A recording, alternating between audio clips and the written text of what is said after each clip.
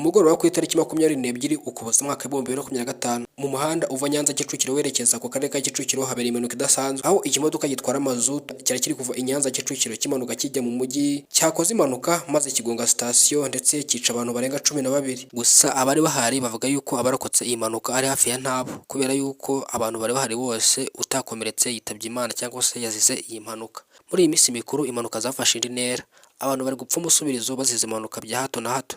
Abapolisi nabo mu muhanda bakajije umutekano, gusa ntacyo biri gutanga kubera yuko imodoka iri kuzajitse feri ikagonga ikivunge cy'abantu hagapfa abantu barenga 15.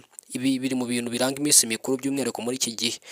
Niba inzego za polisi z'u Rwanda zishishikariza abaturage kwitwararika mu muhanda ndetse no kugenda neza mu muhanda by'umwihariko kubahiriza amategeko y'umuhanda. Muri aka karere ka Kicukiro muri amezi 2 yashize habayemo impanuka zirenga 3. Izi mpanuka zose zabaye mu gace kamwe cyangwa se mu muhanda umwe. Iyo kabiri mu bintu biri gutuma polisi ishishikariza abantu kwitwararika muri uyu muhanda, kubera yuko ari umuhanda ukunze guteza impanuka cyane, by'umwihariko muri iyi minsi mikuru ubwo byafashe indi ntera. Gusa ishami rya polisi rishinzwe gukora mu muhanda riravuga yuko muri uyu muhanda hakeneye kujya amadodani by'umwihariko kubera ko harimo ikimanuka gikomeye cyane.